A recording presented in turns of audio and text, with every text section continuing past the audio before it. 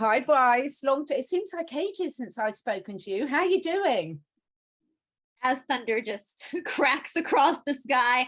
It's crazy busy. It's nothing too exciting. It's just I know we both have been missing text messages and phone calls. We've both been trying to record a bunch, and I've got the shenanigans going on next door. They're tearing down a restaurant to build sky rises that I don't know who's going to be able to buy those $1 million condos in Atlanta, Georgia with this economy, but good for them if they can. So if internet cuts out, that's why. So Yeah, exactly. I'm battling with that right now because I'll cut the internet for a while and it'll come back on. And anyway, how's it going over? England's getting spicy right now, isn't it? It's getting spicy. I mean, we've had hottest summer on record. I mean, it's an interesting one, Brice, and I know we're going to be talking about sovereignty today, but it's so interesting. It's a fine line for all of us who are having these discussions between what is natural and what is man-made, you know, what's weather manipulation, what's not, because I was having messages with David Cohen, our friend, on and off, because he'd seen on the news in Australia that we've had huge fires caused by the hot weather and loads of houses burnt down in London and everything.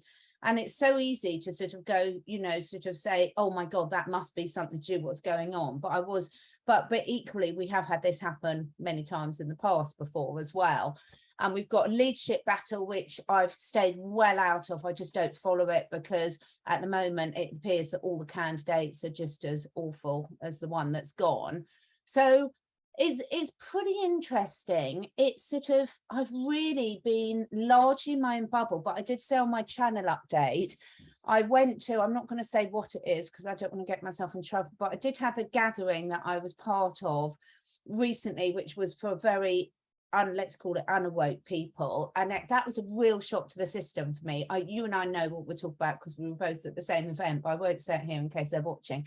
But you know, it was lovely, but it was really interesting because it really made me realize what a good job I'd done in general about setting boundaries about who I allow into my energy field. Yeah, it was a really good eye-opening experience to see what happens when you put yourself in situations that don't serve you. Let's say it like that. It's energy draining. Very energy draining. And you know, it goes both ways. You know, if you're with people where neither side of the party feel they can be themselves, although actually I think I'm being kind because I think the other side where you don't feel yourself or you can be yourself, then that's just such a red warning flag. And you know, I think we know it, but sometimes these reminders, because I've been very much speaking to people, a lot of people like you and Jamie and our friends all over the world, Shanti and Mornay and David in Australia, and you know, you speak with people and it's not about agreeing with them. This is one of the things we're going to talk about today. It's not about having to agree with everyone's opinion. It's about, is your energy there, and are you coming from, when you've got trust and respect in place, the love bit of things is easy. You know, when you've got trust and respect in things, you don't go into fear, you don't go into the lower emotion behaviors, and you can agree to disagree if that comes up. And it's not even an issue, is it? It's not an issue for us. We don't even make any big deal about things. If we have different opinions about things, that's embraced rather than fought against. Yeah, and this is something that's been driving me bananas for a while now. And I know why people are doing this, because we've been conditioned over the past few years to behave in very cult-like behaviors when it comes to opinions, when it comes to thoughts. There's not a whole lot of free thinking that's allowed on either side of this battle. And I've pointed this out before, that some of the behaviors that I see coming out of people on this side are mirroring the behaviors coming out of people on the other side. I don't know how many times I feel like I have to say it's okay for us to have different opinions. Like we're looking for a place where we can be free thinkers. I want to hear people's different perspectives from my own, because that's how I grow and that's how I learn. And I know opinions aren't fact, so they're bound to ebb and flow and change. I've said this so many times, of my opinions over this past 2 years since I've been on YouTube have changed, and I have the documented evidence on my channel. You can go back and watch the timeline of my opinions changing, and I'm not ashamed of that. That's why I haven't taken any of those videos down. I've left them up because it's part of our human evolution, is allowing our thoughts to change. And part of our sovereignty And in my opinion, this whole Great Awakening is really just a spiritual battle for our own sovereignty.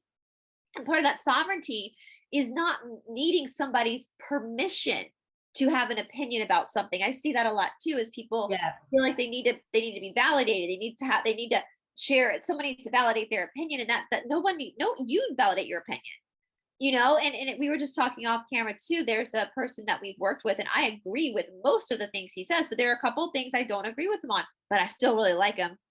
exactly. I still really like him, and I can't wait to film with him again. And I still like listening to him and learning from him. I don't care that we have different opinions on a couple of things. That doesn't matter to me at all. I still like him. I'm still learning from him. I still consider him a good person. So we need to start realizing, if we think that every single human being on this side of this battle has to agree on every single last detail, then we're just like the other side. We're no different. We're no different. It's so interesting. It's so important that people really think about where they're at, and that's all that matters, is where are you at, and are you learning, and are you enjoying the journey? So you don't have to be perfect, but it's like this thing. So I was trying to think of some analogies. The thing that just came to me when you were speaking there, it's like if you said to a class of 38-year-olds, draw a house, all the houses would look different because they're perceptions, but they'd all be houses. And just because one of them's got a different one, or they see a house or in a different way, it doesn't mean that means they're wrong and they can't be. And this whole business that you have to agree with everyone. How are any of us going to grow if we talk about, if we have that belief system that we are all eternal souls and we're here as part of our journey to learn lessons, evolve, move up the spiritual ladder, learn our lessons, then that has to be, by learning lessons, you have to open your mind to different people's opinions and things. And so there's loads of things that you might have not known about as a child. When you're teaching children maths, you don't teach them university level maths when they're 5 years old. Exactly. 1 and 1 is 2. So a lot of it isn't a right or wrong. It's just when you're ready to understand things at the next level, and there's no hurry in that, because you'll all be at different levels and different things. I might be really, really good at some of my natural healing things, and I know nothing about the history of the Bible, apart from what I hear from you. And someone else will know masses about growing vegetables, but will know nothing about how they make electric cars. It's just not a competition, folks. It's like, where are you at if you're being drawn to a particular area at the moment, and why? Just listening with an open mind. And what I'm seeing is so many people, it's hard because we're talking on YouTube now, but we're not attached to whether you listen to it or not, because we would far rather you spend a decent most of your time listening to yourself, than to enhance that, pick books or films or things to listen to or podcasts that enhance you and move you forward on your journey, whatever that journey might be. It's so funny when you're saying that about our levels of understanding. When I was a little girl, I believed that a man in a red suit came down our chimney on the 24th of December and left presents for me. I believed a fairy came and collected my teeth and left me money. I don't believe that anymore. Yes. But I'm gonna challenge you not to ruin the imagination of a child and let them still believe that, because that's the magic of childhood. And so if we think about our evolution like that, it's just like you're saying, if you ask a 38-year-old person to draw a house, they are going to draw different houses, and that's okay, because it's all still a house. Before we were getting on, we were kind of talking about this, and we both, you and I, Catherine, are vegetarians. But, and I know people I've heard in the past, especially on the dating scene, that there have been men that have been intimidated to tell me they eat meat. I don't care if you eat meat. That's your choice. Just as it's my choice not to eat meat. I'm not gonna judge you on your choices, because that's where you are in your understanding. And so, but I think people put those self-imposed limitations on themselves because they are expecting to not be validated if you are not validating how they live, if that makes sense. I don't know if that makes sense or not. It makes huge amount of sense. It's so important, that point, because if I have one more bloody person, don't put it on the comments, because seriously, I'm ending my tether. Don't tell me you cannot be a healthy vegan. You can be a healthy vegan. Now, whoever's writing that comment, might not be able to, because perhaps you don't have the knowledge to know your body well enough to know what suits it and what doesn't. But I know thousands of people that can be, but it doesn't mean I believe everybody should be. I believe everyone should make their own minds up. But just because you've decided that you want to, for just using this as an example, carry on eating animal products, doesn't mean you need to then justify your decision to eat what you've decided you want to eat, which is completely within your rights. Doesn't mean you need to say that no one else can be healthy by doing a different lifestyle. Exactly. I don't sit there and start telling you, but I am a very healthy vegan. And I'm very happy with that because it fits my core values. And also my health, far from suffering from it, has improved dramatically. And it's been a long while. So don't tell me in 10 years' time I'll regret it. That's your story. It's not mine. Don't confuse the two. Yeah. I don't, it's interesting talking about that too. It's like, if I go out to eat with somebody, I'm not judging them by what they order. I don't usually not even paying attention to what they order, because I really do believe in the concept of live and let live. A full-grown adult fully knows what they're eating. They know what that meat is. They absolutely know what it is. And so I'm walking into a situation understanding that they've made their decisions and I've made mine. And it's okay. It's absolutely okay. And that's, I just hope that as time goes on, we can get back to that place. Because I feel like at one point humanity was at that place. I feel like at one point in humanity, having different opinions on things wasn't that big of a deal. I've said this before. I have two aunts, two of my mom's sisters, who were registered Republicans. They married Democrats, and their marriages only ended when one of them died. So they had a full marriage, full, happy, healthy marriage with children, the white picket fence, the dog in the backyard, the whole 9 yards. And whenever elections came up, they would just tease each other. It was just a joke. Like, should we even go vote since we're gonna X out each other's votes? They would tease each other. I remember when the whole Monica Lewinsky thing happened with Clinton, and my cousin, my aunt was telling the story, came into their master bathroom and was like confused about what was going. He was young at the time, so he didn't understand, what was going on. And my aunt looked at my uncle and said, "Well, your dad voted for him, so I'll let him explain." And she just walked on. I try to get out of that one. I think it comes back. It's so important when it talks about sovereignty. Sovereignty is about you taking your rights, your freedom, taking responsibility for all aspects of your life. And if you're, it's not about someone else. It's all about you. That's the whole point about sovereignty. And there's so many lessons to this. I've been listening to some really great, completely off topic about, animal behavior, animal training, because that's my real passion, not the training, but helping animals and humans living in harmony together. And it's so true. There's a reason why these things don't happen in other societies. And like most wild herds of animals, if you take elephants, the matriarchs are in control, and if the young adolescent males get out of control, they will shoo them out and expel them from the herd rather than risk them damaging the babies. And that's called boundaries, strong boundaries. It's not cruel, it's not vindictive, it's survival for the best. And then when the elephants have got their testosterone out of their system, they can choose whether they come back or not.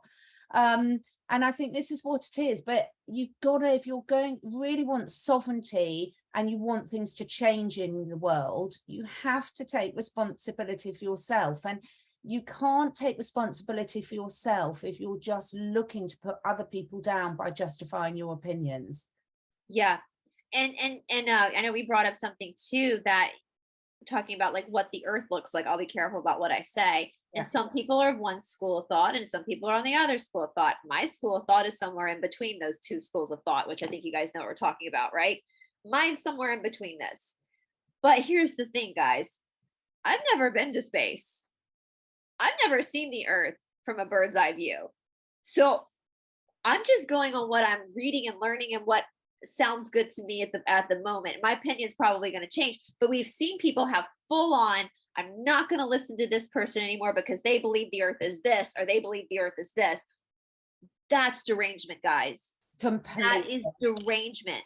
I understand not listening to someone if they, have bad morals, if their moral compass is off from yours. But I can tell you guys in my own personal life, and I include Catherine in this, my friends and I all might have different opinions about some things, but we all have the same morals. Yeah. They're not going to hurt children. They're not going to steal. They're not going to, but So I would actually challenge people watching right now, if you are listening to people and they have a different opinion on something, you find yourself triggered, I would ask that you lean into that and ask why you're so triggered that this person thinks differently than you do on a topic. And what you're going to find is it's usually something within yourself that needs to be healed. That usually that wound has nothing to do with the topic that is carrying the opinion, if that makes sense. It's not about whether you believe that Earth is this or this. It's something within you, probably a sense of abandonment, a sense of non-validation that's reacting to that. And so I would challenge everybody to lean into that, because it was I was telling you before we started filming, one of my favorite quotes. Aristotle, whoever Aristotle was at this point, said this: it's a sign of an intelligent mind when you can entertain an idea without accepting it. And we need to get back to that point where we can start entertaining other people's perceptions without necessarily accepting those perceptions as our own. It's a really good point. And I would say, when I'm triggered about things that I might see in the comments, for example, or what I hear other people saying, I accept that that's my trigger. And I look at it, and sometimes it's because I think, oh, wow, it's because I didn't articulate that very well. And then you realize, actually, whoever you articulate, it's nothing to do with that. It's nothing to do with the other person. It's to do with the fact, if I am really happy with where I'm at, or everything else flows off that's water off a duck's back. One of the things I have a personal belief system about at the moment, and I'm very open to that changing, is energy. Like attracts likes. You're going to attract the vibration that you're vibrating at, generally speaking, not talking about bots and trolls, but because that's AI and that's nothing to do with that.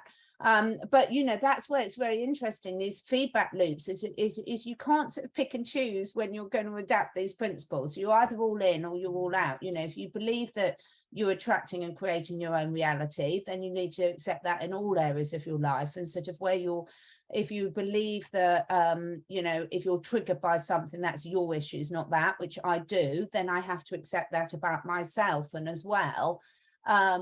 But equally, there's good manners, as you say, good morals. And so an example for me is, if I invite a guest on my channel to speak, I have no expectations about agreeing with all of them. And particularly if it's a new person, because we haven't got to know each other well. So by asking the questions, you're getting to know where people's moral compass is, where their energetic levels are. And the more you know someone, the more you then either feel more comfortable with them, or think, no, we're in different places anymore. That's enough for that interaction for now. So if you're not open to exploring these things, you're never going to know, because you're making an instant decision and you're not giving people a chance. And the person that's going to miss out of that is you. Yeah. Well, that's why, as you were saying that, I was sitting there thinking about everyone I film with consistently, who I consider all to be my friends. All of you are my friends. I don't think there's one person I film with consistently that I agree with everything 100% on everything. But but energetically, we're still in the same place. Is that, like we still, like the more, and there's a saying that goes, 2 heads are better than 1. Well, what does that mean? When you've got 2 people working on a project, you have 2 different perspectives and 2 different opinions.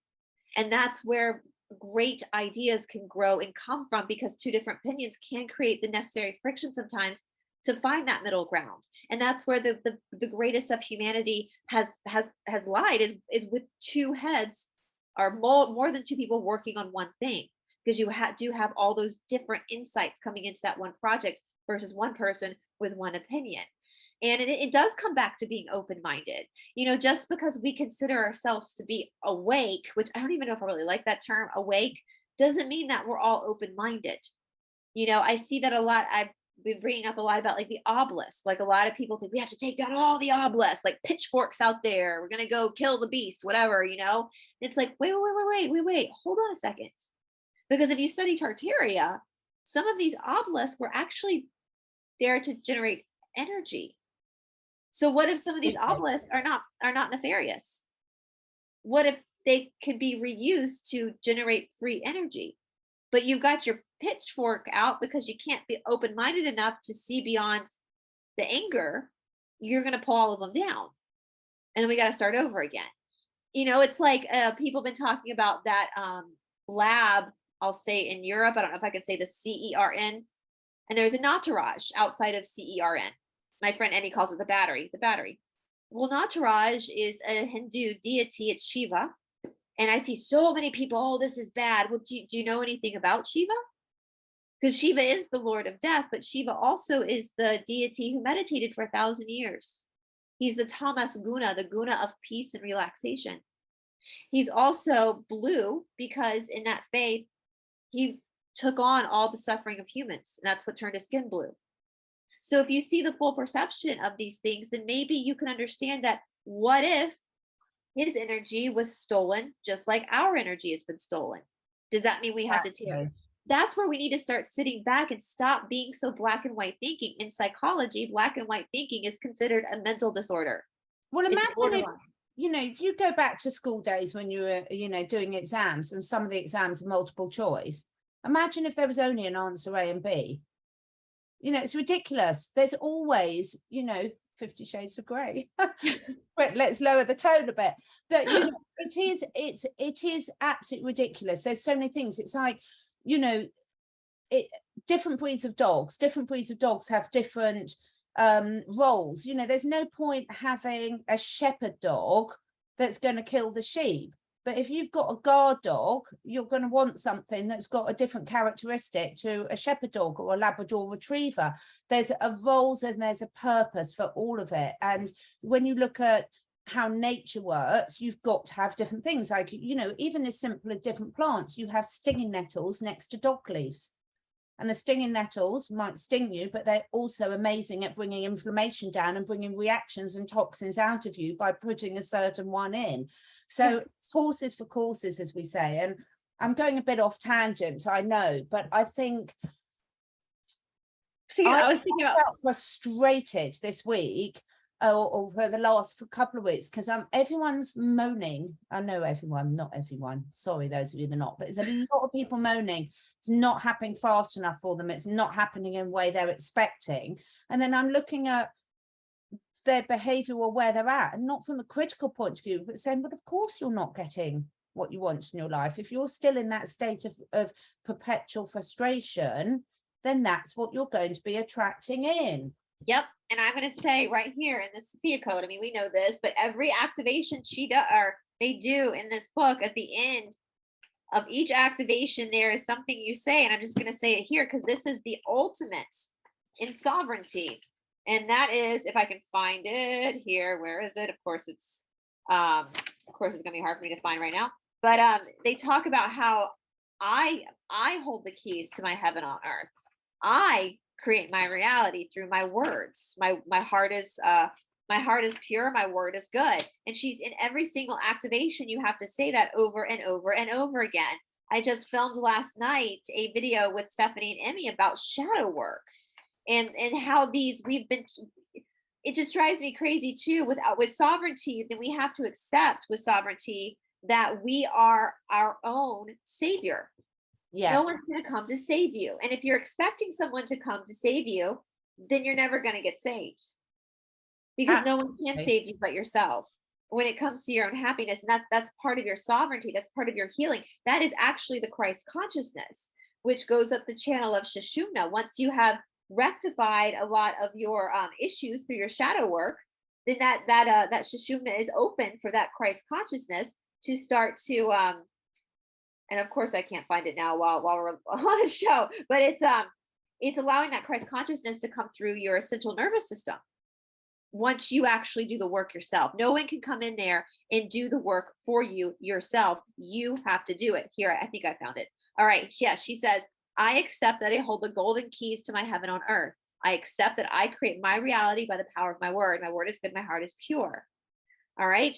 By the loving power of my pure word, I declare that I am worthy of and willing to receive unconditional compassion of my higher self now and forevermore. So if you're not happy with your life, now, of course, if you're in a bad situation that you need to get out of. I'm not talking about that. But if it's kind of like that saying, wherever you go, there you are.